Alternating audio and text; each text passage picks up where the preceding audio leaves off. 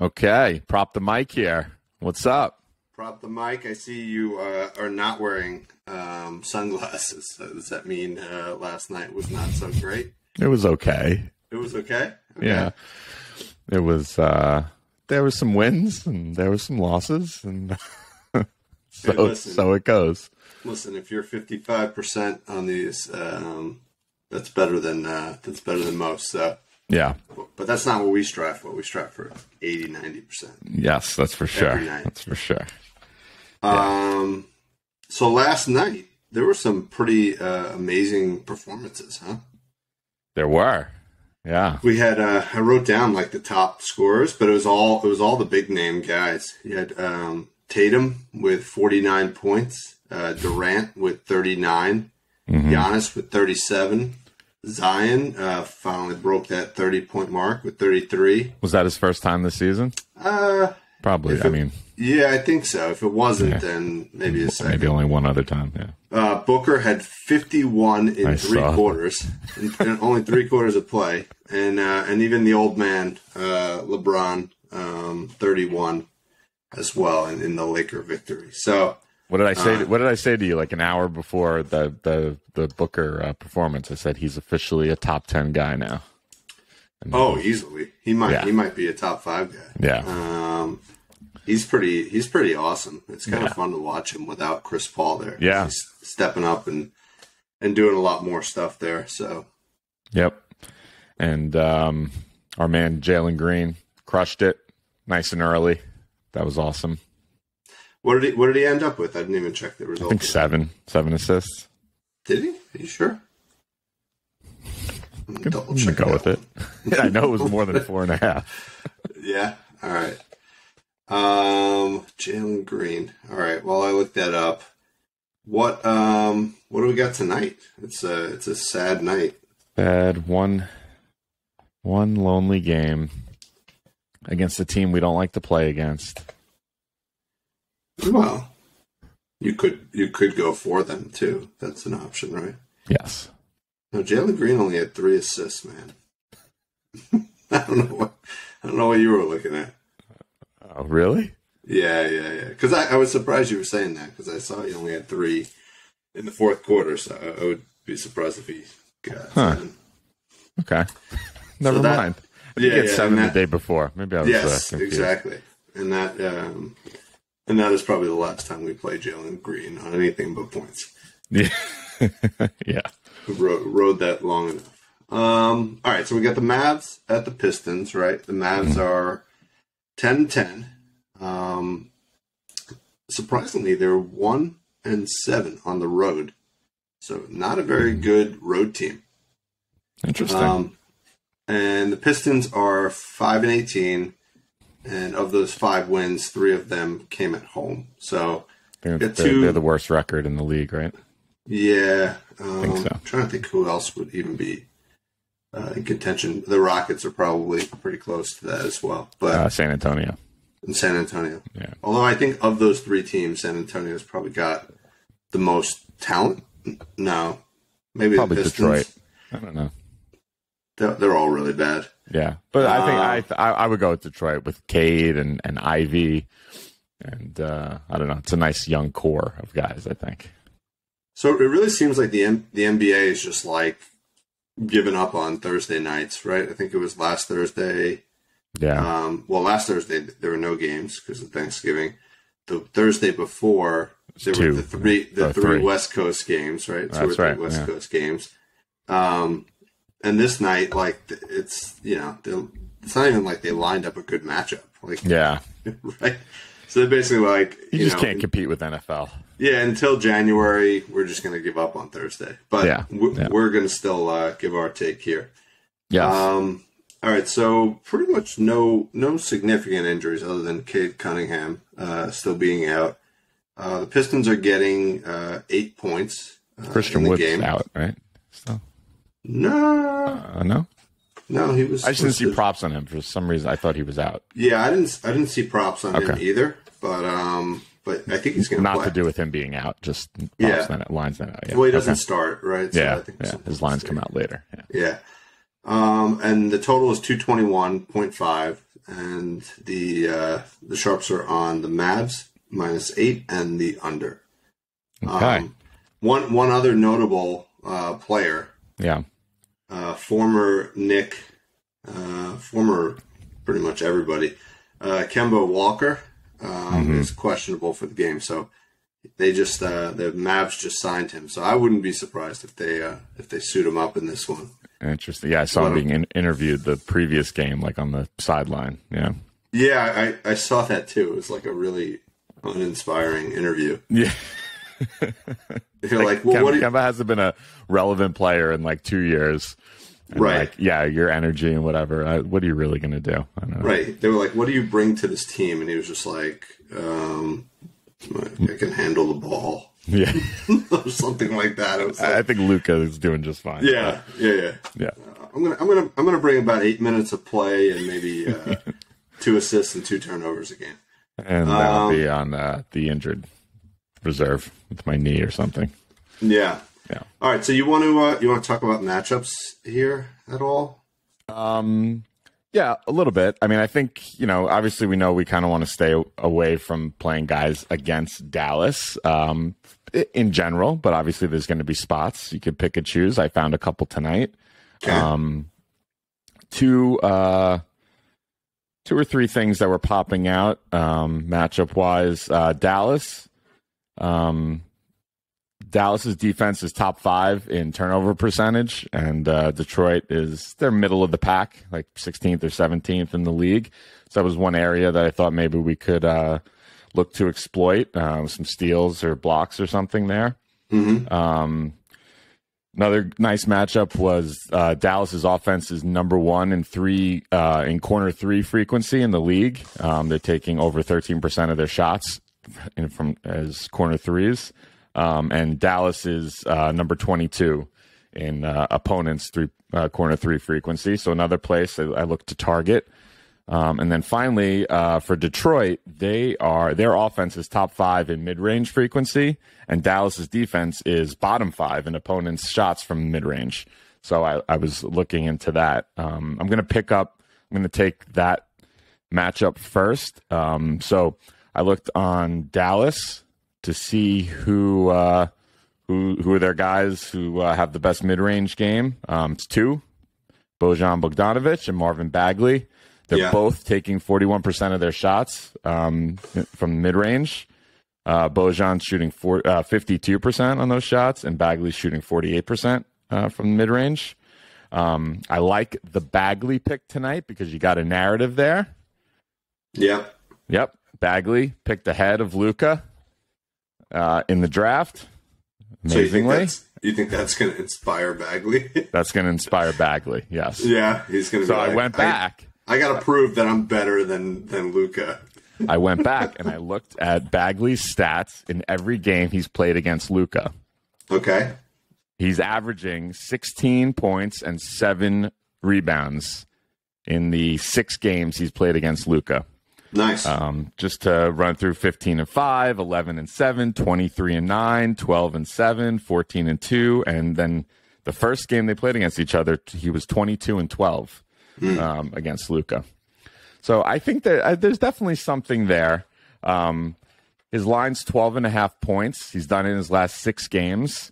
He's also done it in his last 6 games on one-day rest, which they're on tonight, and he's also done it in his last 3 home games. So I like that, given the little narrative there. I also we're digging deep for narratives today. Yes, yeah, right. I'm telling you, this is something here. Don't knock this one. This is Bagley wants to prove something here. Well, I like Bagley too. So before you move on, I'll just give you my play on him as well. I was a little concerned that this game could be a blowout and that the fourth quarter maybe Bagley won't play much. So I took a page out of your book. I kind of altered down a couple of his lines. I looked at his points. If you look at the last 7 games, he's had 10 or more points in all of those games. So I brought the points down. I think his line was 12.5. I brought it down to 10. Yep. And then You're on his rebounds? His rebounds, his line was 6.5, which is actually plus money. Plus 120, yeah. I took that down to 6.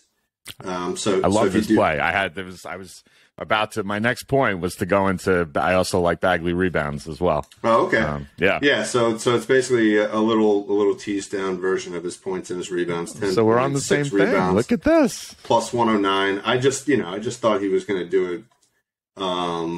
Out of his normal motivation and not because he's trying to prove he's better than Luka. So even more. I also love putting it with the steal. His steal's minus 110, and he's had one in I think 5 of the 6 games that he played against Luka.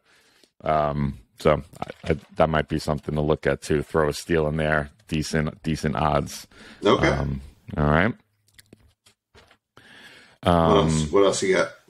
What else I got? That's it on the Detroit side. I got 2 plays on the Dallas side. Okay, yeah, go for those. That was the only like you said, I'm steering clear of Detroit. Yeah. So yeah, I that was my only pick on Detroit. Okay, as well. So I'm digging. Okay. I was digging hard for narratives. All right, as is already apparent, I found another one. Okay. Do you remember where Tim Hardaway went to college? Tim Hardaway Jr. to be. Yeah. I'm trying to think. I can visualize the jersey, but I don't know the school. Was it Michigan? Michigan. Yeah, it must be something in Michigan, Detroit. That's right. So yeah. So I looked up. He hasn't played a ton of games in Detroit, but the last 2. He played in April 2021. He had 42 points in that game. Luka didn't play in that game, but he had 42 points. And then the only other previous time, except going back lots of years, was in November 2018. He was 19-6-3 at Detroit. His line tonight is 13.5 points. He had 22 in his last game. I don't know, just on a little bit of a gut play here. Is he a Michigan guy? Like, is that where he's from? Probably. I mean, I saw he was born in California. I mean, his dad, okay. With his dad playing in the NBA, he probably moved around quite a bit. Yeah, that's why he's like, probably wasn't living anywhere too long. But okay. All right, yeah, I like that. I like that a lot. Okay, so that's one, and he just did it in his last game. The other one I liked was going back to my corner threes. Dallas is number 1 in corner 3 attempts, and Detroit's towards the bottom. So I looked at who from Dallas is getting the corner threes. Hold on, let me guess. I'm just watching the games. I may not get the right guy, but there's definitely one guy that I see take corner threes. Who? All the time, and it's Bertans. Yeah. There's no props out in him. Yeah, but that guy, that guy only shoots from the corner. Yeah, right? He's way up there. I can tell you right now, just because I have it open here. He takes 25% of his shots are corner threes. Yeah. 81% of his shots are from 3. It's a great place to hide mediocre players. Yeah. You just shove them in the corner, and then nobody guards them, and then you kick it out to them. So yeah, it's a good way to extend your NBA career. Yes. So I looked at Spencer Dinwiddie. He's taking 12% of his shots in corner threes and 50% from 3 overall. He's and on those corner threes, he's shooting 61% on corner threes. Pretty good. He's done it. His line is 2.5 threes on the road this season. He's done it in 7 of 8 games on the road, and that's also surprising given their poor record on the road. That he seems to be successful from 3 on the road, but that team comes down to Luka, and that's it. He's also done in 5 of 7 games this season on 1-day rest. So I thought that was nice given the matchup as well. Yeah, I like that. Yeah. All right. You good? You done there? Or you want me to go on to my picks? I'm done. Okay. All right. I got a bunch here. Oh yeah. So my first pick is on the game itself, the full game, and then I'm going to go into a little first quarter analysis. All right. Okay. All right. So the first is obviously Luka. So, I don't know how to play Luka today because I think this could be a blowout. I'm not sure. Maybe it won't be. It might be tight. But I kind of felt like his assists would be a good play tonight. The line what was the line 7.5 or 8.5? You got it there? I can get it. Well, it was kind of irrelevant for my storyline here, but so while you're pulling that up, yeah. So if the Mavs win by 3 or more points, right? Okay. Which they've done 7 times this year in the games that Luka's played, Luka averages 10.4 assists. It's 8. It opened at 6.5. It's 8 right now. It's 8 right now. Okay, so that's well north of if you think that they're going to win by 10 or more, by 3 or more points today. Okay. His average is 10.4 assists, right? So it kind of makes sense. Mm-hmm. The games where he's dishing are the games where they're having comfortable wins. Mm-hmm. In the games where the Mavs have either won by less than 3 points or lost, which is 12 games, he averages 7.5 assists. So interesting. So it's really, come up with the storyline for the game. Do you think that the Mavs are going to win by 3 or more points? Probably. When in a game where the Sharps are on the Mavs -8. Mm-hmm. I don't know if the Mavs will actually blow them out, even though there's a little concern. But I could see the Mavs winning by, easily by more than 3. So, yeah. So I like his assists today, even at 8, even at 9, even at 10. I think those are all good plays. So, so that's my first pick is Luka assists tonight. All right. Now let's dive into first quarter because I've really been interested in first quarter this season because it helps eliminate some of the variables of a blowout. And then there are certain players to really focus on with first quarter. Luka being one of the top guys. So Luka in all 19 games he's played this season has played 12 minutes in the first quarter. Yeah, it doesn't come out right. So if you look at his season averages in the first quarter, he's averaging 11.6 points, 2.8 rebounds, and 3.3 assists. Right. Okay. If you back that down to just his last 5 games, 10.6 points, 3 rebounds, 2.2 assists, right? Okay. So pretty consistently getting 10 points, 3 rebounds, and about 2 plus assists, right? Assists, yeah. 2 to 3 assists. So I'm looking at possibly parlaying his rebounds and assists in the first quarter.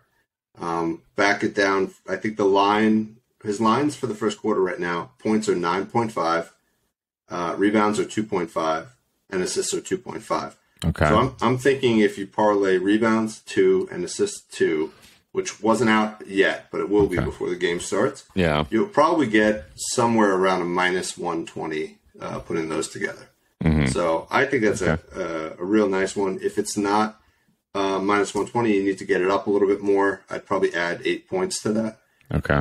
So you just kind of put a 3-leg parlay on his first quarter performance, something like 8 points, 2 rebounds, 2 assists. I think it's going to be plus money. I love this move in a game with blowout potential. It's just you've been on this for a while, and it seems to be working.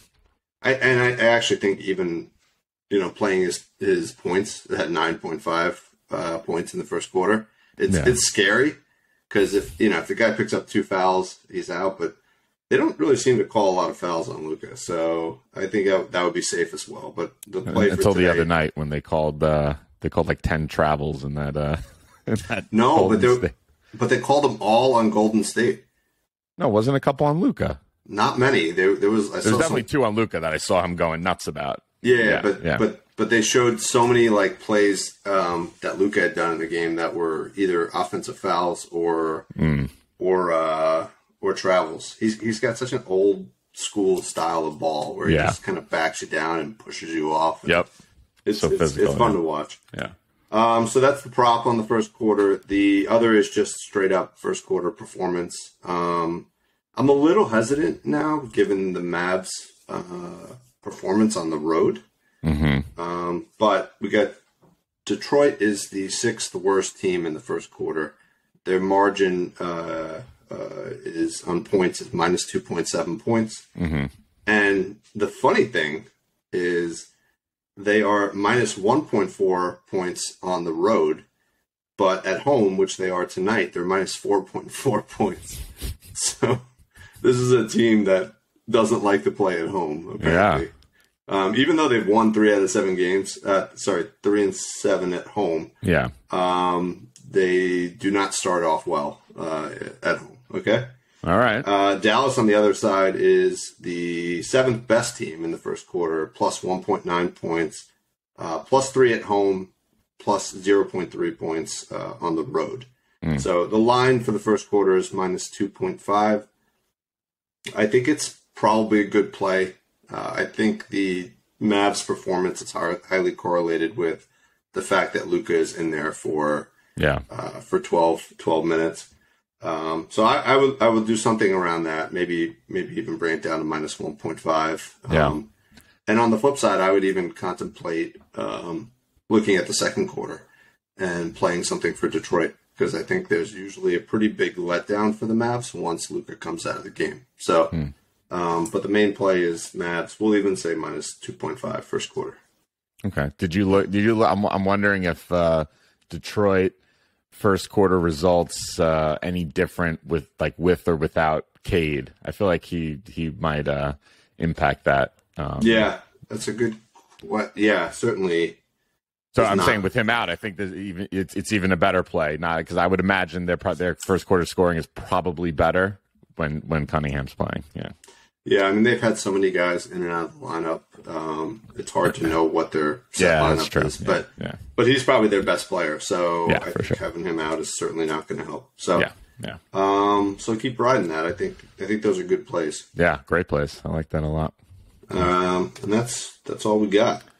That's it. I'm sure we got a big slate tomorrow after one game today. So yeah, exactly. To start preparing now. Exactly. Yeah. All right. Who do you like tonight in the football? Oh, in football? Yeah. I think I like the Bills. Yeah. I mean, certainly in straight even up. laying the points, right? Yeah, the total I think was down to minus 3.5. Yeah. The spread was down to 3.5. I like the Bills. It's kind of tempting with the hook there to take the pass with the 3.5, but I don't know. I mean, you know, Belichick will do something special. Yeah. He's probably pumped up. Does he have like some family history? Like, is he from Croatia or something like that? I always see that like Croatian flag on his. He might be. It sounds like a last name from that area of the world. Yeah. Yeah. So they just qualified, so he might be. All right. He might be pumped up. Just searching deep for storylines today. Yeah. So, but yeah, I still like the Bills. They're a superior team. So you think Jason Tatum's a big fan of like England and the king and queen? That's why he put on a performance for Prince William and Kate. Did you see they were at the game last night? No, I did not. Kate Middleton and Prince William. Yeah, sitting courtside at the game. Courtside or sitting right on the court. Yep. Interesting. Yeah. Yeah. No, he's a huge fan of British royalty. All right, David. We're spiraling here. We're digging way too deep. Let's cut it while we're. I'll talk to you later. Exactly. Good work. All right.